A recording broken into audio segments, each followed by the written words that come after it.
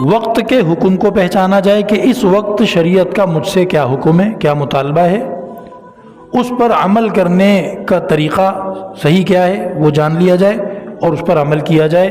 آگے رزلٹ کیا ہوگا نہیں پتہ۔ اب ہم آتے ہیں اس سارے مضمون کو حالات حاضرہ کے ساتھ جوڑنے کی طرف۔ آج میں یہ سوچتا ہوں کہ اگر میں نے ایسی کسی کمپنی کی سگریٹ نہیں خریدی، ایسی کسی کمپنی کا شیمپو، سرف، سوڈا، صابن، جو بھی گھر کے استعمال کی چیزیں ہیں یا پینے کھانے کی چیزیں وہ نہیں خریدی، تو میں تو ویسے بھی 6 مہینے میں 1 مرتبہ یہ چیز خریدتا ہوں۔ میرے خریدنے سے نہ تو ان کو کوئی خاص فائدہ ہوتا ہوگا اور نہ ہی میرا خریداری چھوڑ دینے سے ان کو کوئی نقصان ہوگا۔ تو آپ کہتے ہیں کہ چھوڑو یار بس صحیح ہے، میں خریدوں گا کیونکہ میرے خریداری چھوڑ دینے سے کوئی ان کو بڑا نقصان نہیں ہوگا۔ میں کون سا کوئی کروڑوں روپے کا مال خریدتا ہوں، 4 انے ان کے کم ہو جائیں گے تو کیا فرق پڑے گا، تو رہنے دو بس۔ یہودی کمپنیوں کا بائیکاٹ نہیں کروں گا۔ کئی لوگ یہ سوچ کے بیٹھے ہوئے ہیں کیا ہوگا؟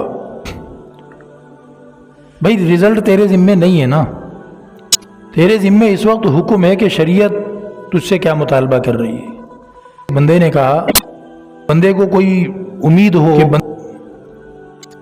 کہ یہ کام ہو جائے گا تو تبھی وہ کام کرتا ہے نا۔ اگر پتا ہو کہ یہ کام مجھ سے ہوتا نہیں پھر پنگا کیوں لیتا ہے بندہ؟ تو کیا تمہیں یقین ہے کہ تم جیت جاؤ گے، تم جنگ جیت جاؤ گے؟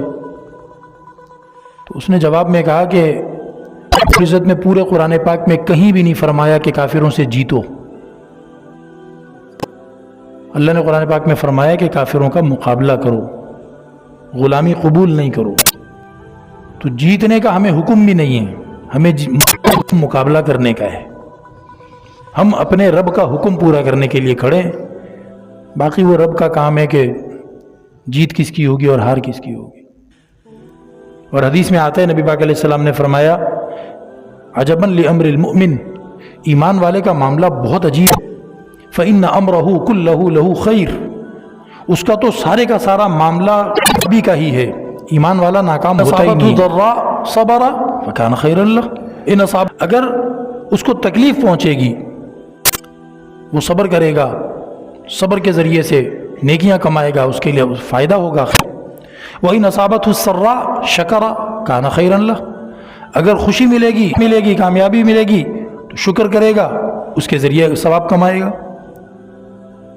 تو اس کے معاملے میں تو نقصان، گھاٹا، ناکامی ہے ہی نہیں، تو بس کامیاب ہے۔ تو کہا کہ ہمیں تو حکم مقابلے کا ہے، جیتنے کا بھی نہیں ہے، اور صحیح کہا اس نے۔ تو آپ کو اس وقت حکم یہ ہے کہ جو کمپنیاں دشمن کے ہاتھ پاؤں مضبوط کر رہی ہیں ان کمپنیوں کے پاس تمہارے نہیں جانے چاہیے۔ یار میرا ان کی بوتل نہ خرید کر، ان کی سگریٹ نہ خرید کر، ان کی چیز نہ خرید کر ان کو کون سا نقصان پہنچ جائے گا؟ یہ سوال آپ نہ کریں۔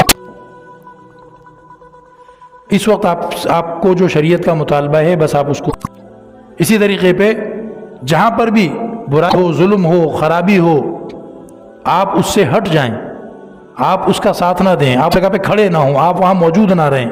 آپ کسی کو زبان سے منع کر سکتے ہیں، آپ اس کو منع کریں کہ بھئی یہ کام نہیں۔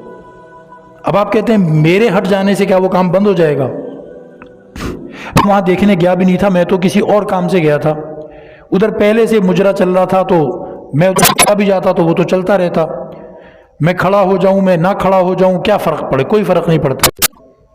نہیں، آپ کو یہ حکم ہے کہ آپ وہاں سے ہٹ جائیں، جو شریعت کا حکم ہے آپ وہ کریں، اتنا کریں، باقی آخر میں نتیجہ کیا نکلے گا وہ اللہ کے ہاتھ میں ہے۔ اسی کا نام ایمان ہے، اسی کا نام تسلیم ہے۔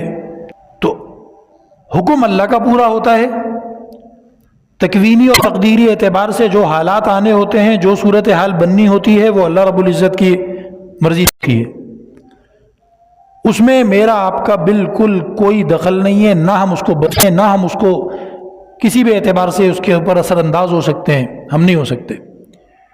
ہاں جو تشریعی لائن ہے کہ اللہ کا حکم کیا ہے، اس کے میں اور آپ پابند ہیں، اس کو ہم نے کرنا ہی کرنا ہے۔